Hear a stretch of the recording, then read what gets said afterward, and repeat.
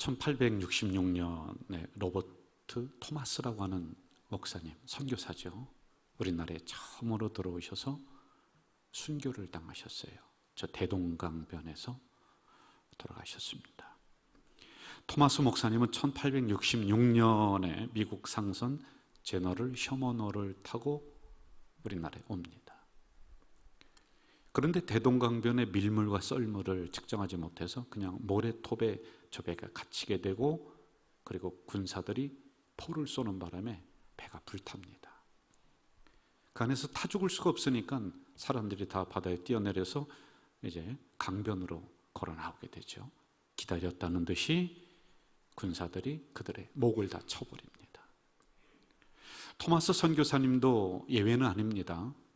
그래서 그 목을 치는데 가지고 있었던 성경책을 뿌리면서 죽습니다. 그 피 묻은 성경책 위에 우리나라 교회가 서 있다라고 하는 것입니다. 지하철 2호선과 6호선을 타시고 합정역에서 내리시면은 7번 출구로 나와서 버스를 타고 가면은 양화진 선교사 묘역이라는 데가 나와요. 외국인들이 그 묘역을 만든 그 무덤들인데 16개 나라에 414개 의 무덤들이 저기에는 있습니다. 그 가운데 143개가 선교사님들로만 이렇게 구성된 묘지입니다. 저 묘역에 처음으로 묻혔던 헤론 선교사, 이렇게 써 있습니다. 하나님의 아들이 나를 사랑하시고 나를 위하여 자신을 주셨다라고 하는 묘비명을 저게 이제 써놓은 겁니다. 34살 나이에 생을 마감합니다. 우리나라 와서 열심히 의료 선교하고 복음을 전하다가 이렇게 돌아가셨습니다. 헐버트 비문에 이렇게 써 있습니다. 나는 웨스트민스터 사원에 묻히기보다 한국에 묻히기를 원한다. 이 나라를 정말 사랑했습니다. 그래서 조선의 이러한 상황을 세계 만당에 알리기 위해서 고종의 밀사가 되어서 나가서 목숨을 걸고 이 나라의 상황을 알려주었습니다. 이 땅에 와서 아이를 낳습니다. 우리 이 선교사님이. 그런데 그 아기가 풍토병을 이기지 못하고 1살 때 죽었습니다. 그래서 저 무덤 옆에 작은 무덤이 있어요. 이제 아들의 무덤, 1살 먹은 아들의 무덤을 거기에 만들어 놓았습니다. 눈에 익은 이름도 있습니다. 한강변이 가까운 저 묘역에 집단으로 있는 게 뭐냐면 언더우드 목사님의 아들들, 그 딸들, 그리고 그 아들들이 거기에 묘역에 묻혀 있어요. 처음에 우리나라 들어오셔서 복음을 전하다가 그 가족들이 이어서 이 땅에서 다 죽었습니다. 그래서 한 곳에 저렇게 묻혀 있는 상황들입니다. 언더우드 목사님이 처음 들어오셔서 이 나라의 암울한 상황을 보며 기도했었던 기도문을 제가 읽어 드릴게요. 잘 들어보시죠. 지금은 아무것도 보이지 않습니다. 주님, 메마르고 가난한 땅, 나무 한 그루 시원하게 자라 오르지 못하고 있는 땅에 저희들을 옮겨와 심으셨습니다. 어떻게 그 넓고 넓은 태평양을 건너왔는지 그 사실이 기적입니다. 주께서 붙잡아 뚝 떨어뜨려 놓으신 듯한 이곳, 지금은 아무것도 보이지 않습니다. 보이는 것은 고집스럽게 얼룩진 어둠뿐입니다. 조선의 마음이 보이지 않습니다. 그리고 저희가 해야 할 일도 보이지 않습니다. 지금은 우리가 황무지 위에 맨손으로 서 있는 것 같사오나, 지금은 우리가 서양 귀신 양귀자라고 손가락질 받고 있사오나, 저희들이 우리 영혼과 하나인 것을 깨닫고 하늘나라의 한 백성 한 자녀임을 알고 눈물로 기뻐할 날이 있음을 믿나이다. 지금은 예배드릴 예배당도 없고 학교도 없고 그저 경계의 의심과 멸시와 천대만이 가득한 곳이지만은 이곳이 머지않아 은총의 땅이 되리라는 것을 믿습니다. 처음에 들어오셔서 암울한 이 조선 땅을 보면서 이렇게 기도했습니다. 그의 마지막 문장이 마음에 와닿습니다. 지금은 예배드릴 예배당도 없고 아무것도 없었죠. 그런데 그분의 기도대로 교회가 수많이 생겨서 부흥하게 되었습니다. 캐드릭 26살 때 조선의 여자의 몸으로 호를단신 왔습니다. 그런데 풍토병을 이기지 못하고 8개월 만에 이 나라에서 죽었습니다. 그의 묘비에는 다음과 같이 적혀 있습니다. 나에게 1000번의 생명이 있다 해도 나는 그 모두를 조선을 위해 바친다. 안락함, 편안함. 미국에서 그들이 불편한 생활을 했겠습니까? 그런데 그걸 내려놓고 암울하고 희망이 없는 이 땅에 와서 죽으면서 교회를 세웠습니다. 그분들의 죽음 위에 오늘날의 우리 한국 교회가 있다는 겁니다. 그런데 이런 역사를 가능하게 했었던 한 인물이 있었습니다. 그분을 이렇게 부릅니다. 최초의 기독교 복음 전도자, 불꽃 같은 믿음의 사람, 이수정이라고 하는 분입니다. 아마 잘 못 들어보셨을 것 같아요. 전남 곡성에서 태어나셨습니다. 그리고 벼슬에 오릅니다. 1881년 이모군란이 일어났을 때 이수정은 농부로 변장하고는 명성황후를 저 충주까지 피신을 시킵니다. 이 공로를 인정받아서 벼슬에 임했고, 그리고 저 일본어로 신사유람단이라고 해서 새로운 문물을 배워와라, 거기 가서 농법을 배워와라, 거기에 한 단원으로 일본으로 출발을 합니다. 이때 일본의 대표 농학자이자 독실한 기독교 신자였던 쯔다센이라고 하는 박사를 만나게 됩니다. 두 사람이 대화하는 도중에 쯔다센 박사라고 하는 분이 이수정이라고 하는 저분에게 성경책을 보여주면서 이렇게 이야기를 합니다. 지금 이 방에 켜진 불빛이 공자의 불빛이라면, 그때는 유교니까 그 공자 따르고 있었잖아요. 당신이 그 불빛을 가지고 있다면 이 책 속에는 태양과 같이 온 누리를 밝히는 분이 계십니다. 이 말을 들은 이수정의 가슴은 뜨거워졌습니다. 그는 그날 밤 이 성경을 읽으면서 예수를 믿었습니다. 그리고는 암울한 조선 땅을 위해서 성경을 번역을 했었던 최초의 인물, 마가복음, 누가복음. 그리고 그가 또 한 것이 있습니다. 이 민족을 이대로 둘 수가 없다라고 하는 그 마음을 가지고 눈물로 편지 한 장을 썼습니다. 이 편지를 미국에게 보냅니다. 그 선교 단체에게 보냅니다. 암울한 이 땅에 선교사를 보내주세요. 복음을 가지고 목사님들을 좀 보내주세요. 이 편지는 미국 성서공회에서 발행하는 잡지에 소개되었습니다.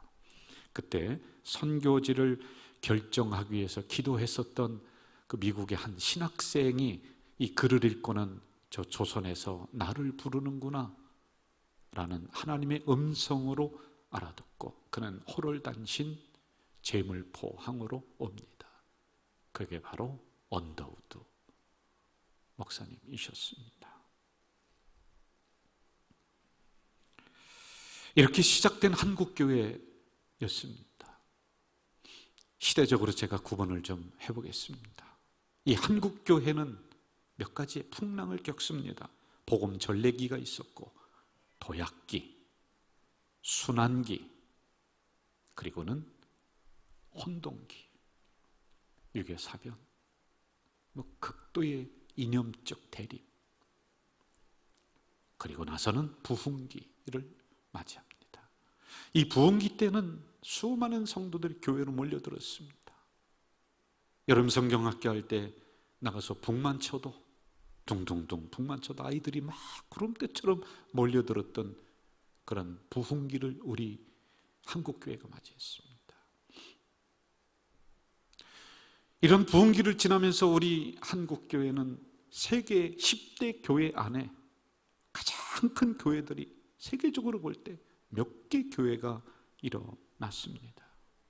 그런데 이것을 우리는 감사한 줄 모르고 관리를 잘못했습니다. 너무 비대해졌습니다. 성공신학, 성공만 하면 된다, 사람만 끌어모으면 된다, 번영신학, 축복만 얘기하면 된다, 거기에 치중한 나머지 우리 몸집은 커졌는데 교회는 안으로 썩어버렸습니다. 교회의 사유화, 복음의 변질, 목회자의 윤리 도덕의 타락, 너무 탐욕을 부린 결과, 세상에 빛이 되고 소금이 되라고 우리를 그렇게 부흥시켜 주셨는데 그 사명을 감당하지 못한 결과 침체기를 맞이했습니다. 성도들이 떠납니다. 정인경 목사님은 이 부분에 대해서 다음과 같이 말씀하시죠. 신앙의 본질이 교회에 전수되지 않아서 교회가 침체기를 맞이했다. 두 번째, 괴물 같은 영성의 환멸을 느꼈다. 지도자들이 올바로 해야 되는데 괴물처럼 자기 배만 채운다. 세 번째, 예배의 경건성이 상실되었다. 네 번째, 정직한 대답을 찾지 못했다. 정직성이 교회에 떨어졌다. 그래서 침체기를 맞이했습니다. 그러는 와중에 우리 가자 공동체는 정말 몸부림치면서 그래도 이 시대의 부흥의 횃불이 되고 기준이 되자라고 정말 열심히 저와 함께 달려왔습니다. 그런데 뜻하지 않게 온 세계가 코로나라고 하는 전염병을 맞이하게 되었습니다. 그동안 우리는 한 번도 들어보지 못한 단어를 지금 이야기를 합니다. 여러분, 교회 나오지 마세요. 집에서 예배 드리세요. 어떻게 이런 단어를 들어봤습니까, 여러분? 오늘 구역예배 안 모입니다.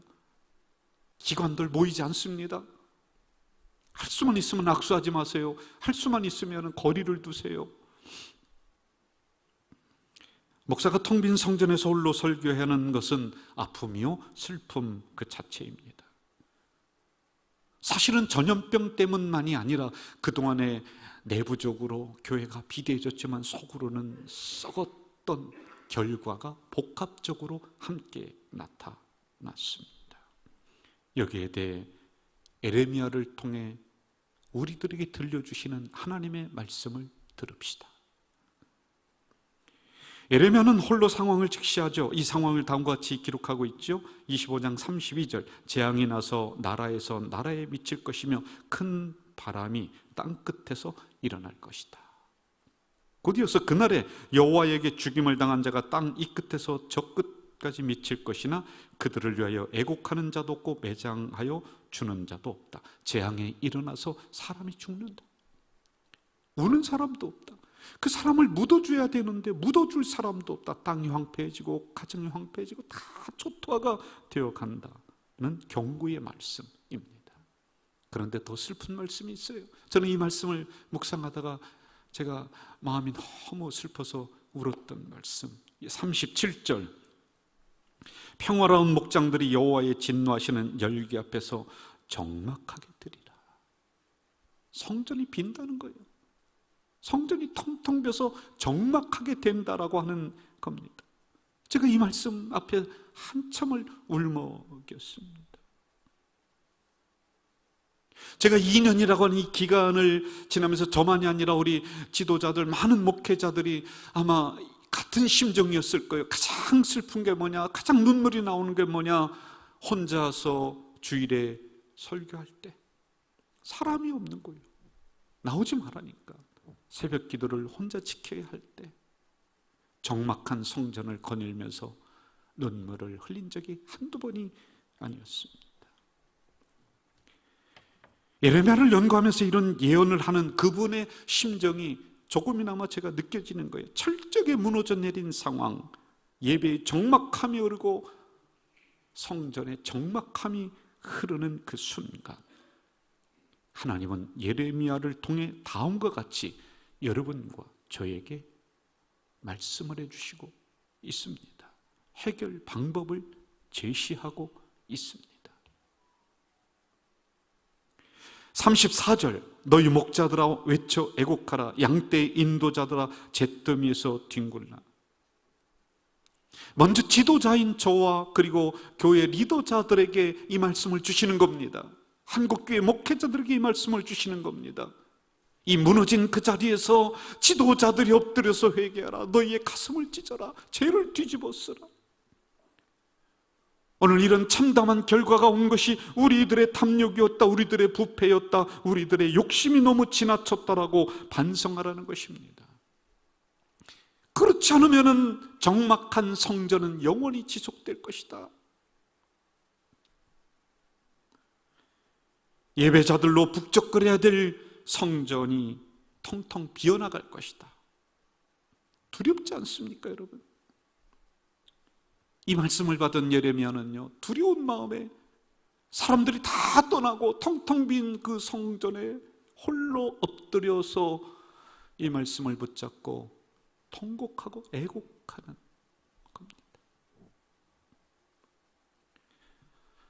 신방을 마음대로 갈 수가 없으니까 이제 할 수 있는 게 전화로다가 신방한다고 제가 했지 않습니까? 그래, 오미크론에 노출되신 분들 전화도 드리고, 그리고 또 먹을 것을 조금씩 해서 가정으로 배달을 하고 그렇게 하고 있습니다.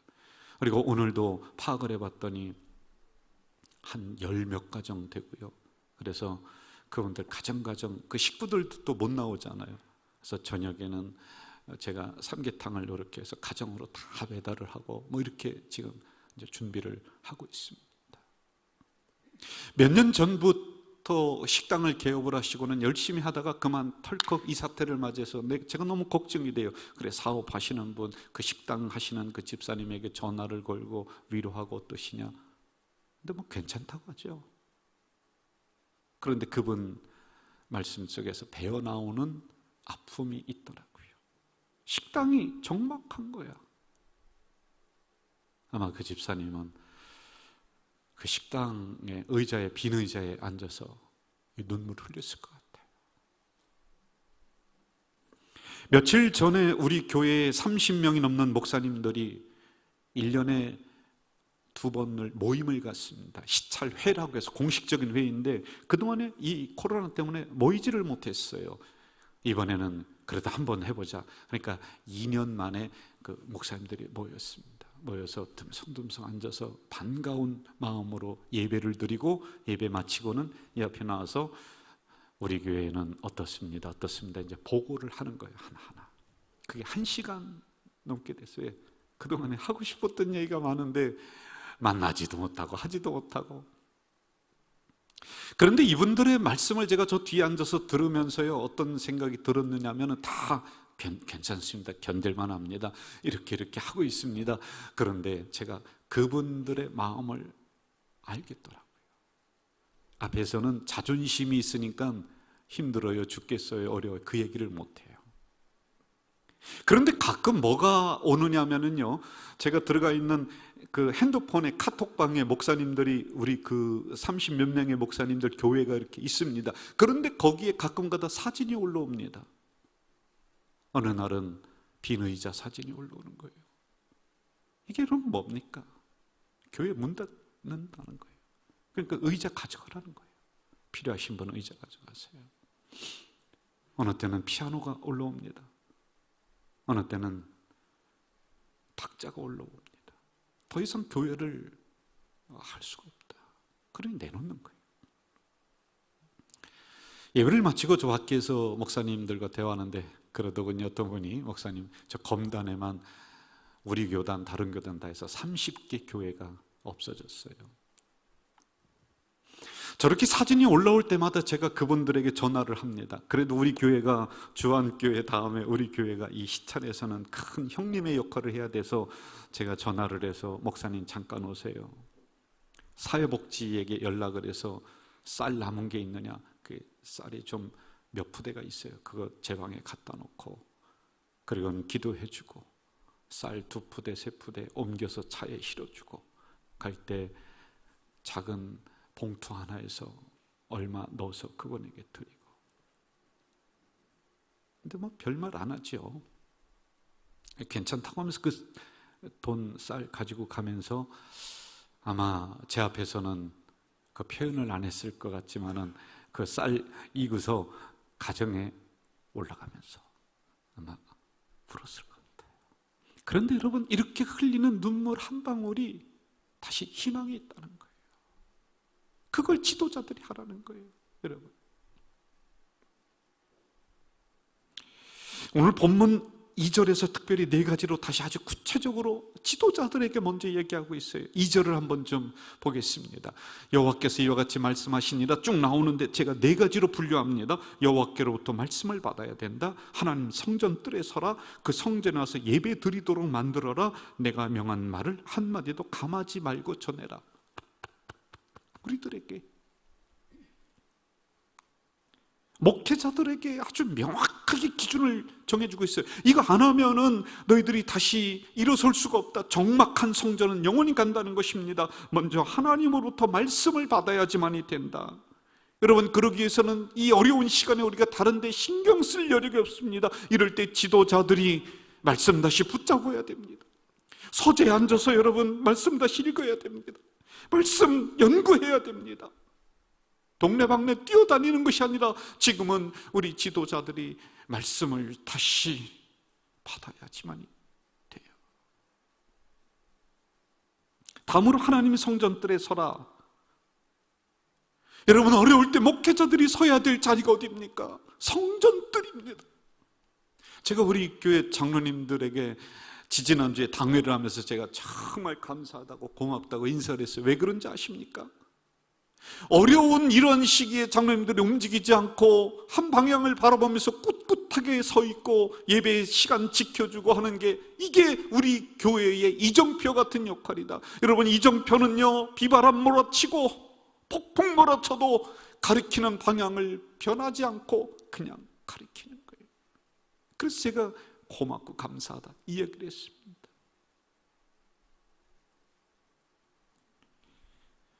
우리 목회자들 뿐만이 아닙니다. 우리 성도들도 어려울수록 그 자리에 딱 서 있어야 되겠죠. 그리고 성전에 와서 예배 드리는 자에게 성전을 거룩한 예배의 처소로 만들어야 될 책임이 우리에게 있다. 먼저 지도자들에게 집중하고 있습니다. 그리고 내가 명한 모든 말을 한마디도 감하지 말고 전해라. 사람 눈치 보지 말고 빵 얻어먹으려고 하지 말고 하나님의 말씀을 그대로 전하라. 이 예레미야가 피를 토하며 외치는 이 음성을 우리가 들어야 돼요. 그래서 먼저 우리 지도자들, 저부터, 그리고 우리 장로님들, 그리고 한국교회 지도자들이 옷을 찢고 가슴을 치야 돼요. 그동안에 우리가 거짓 예언을 했다. 그렇지 않으면 성전이 텅텅 비어서 적막함이 흐르는 겁니다. 여러분, 이럴 때 교회 섬기고 그리고 양들 섬기는 지도자들 청빈하게 살아가야 돼요. 배부르면 안 돼요. 이럴 때 더 엎드려서 기도해야 돼요. 진정한 선장은 파도가 막 몰아쳐서 배에 막 물이 들어오고 배가 기우뚱거리고 배가 막 그냥 침몰하려고 할 때 도망가지 않고 자기의 몸을 배 기둥에 밧줄로 묶는다고 하잖아요. 같이 죽고 같이 산다. 그래야지 다시 성전이 성도들로 가득 차게 된다는 거죠.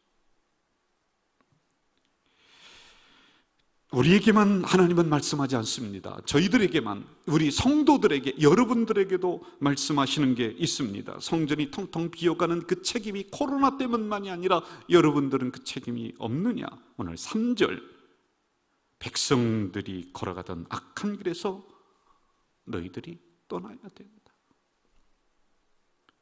선포되는 말씀을 듣고 걸어가던 악한 길에서 돌아오면 그들에게 준비된 재앙을 내리지 않는다라고 말씀하고 있습니다. 여러분, 하나님의 백성은 걸어야 될 길이 있습니다.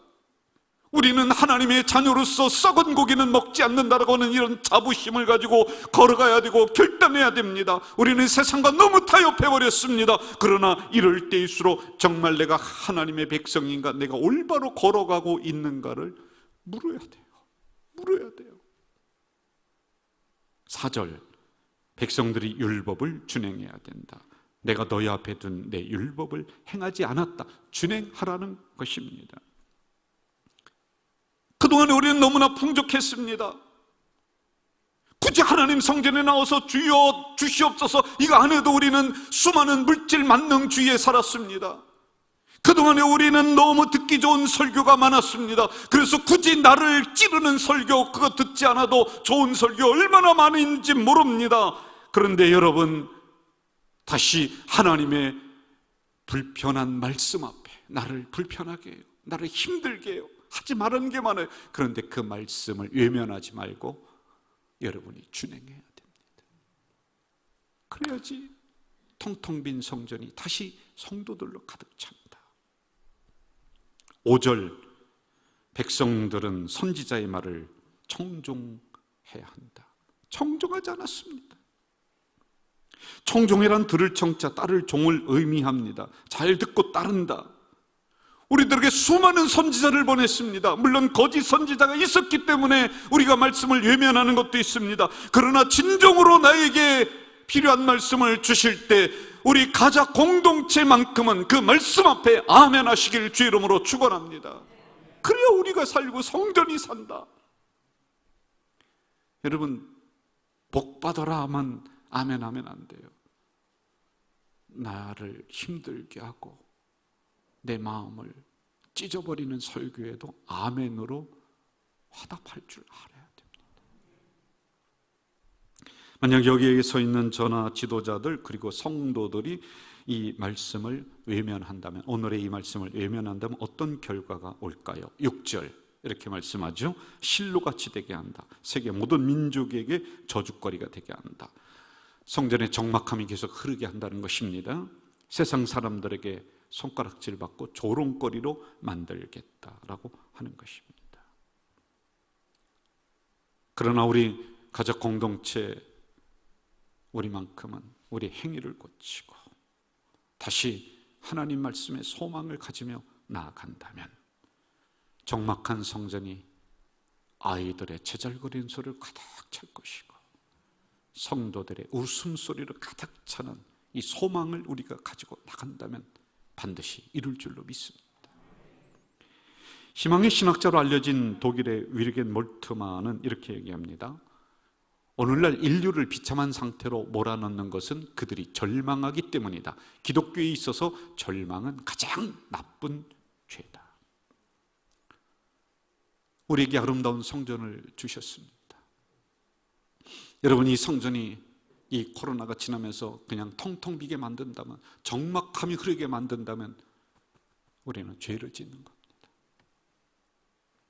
다시 새 성전의 성도들로 가득 차는 꿈을 꾸시기 바라요. 다시 이런 소망을 가지고 나아가는 우리 공동체가 되길 주의 이름으로 부탁드립니다. 영상 하나 보고 마치겠습니다. 번쩍 들어주세요. 번쩍 들어주세요. 우리 불을 다 꺼주셔야죠. 불 꺼주시고, 이 시간에 여러분 다 함께 일어나서 우리 주변에 있는 분과 한번 인사하는데, 옆에 있는 분과 새해 복 많이 받으세요. 한 번 더 인사합니다. 새해는 형통하세요.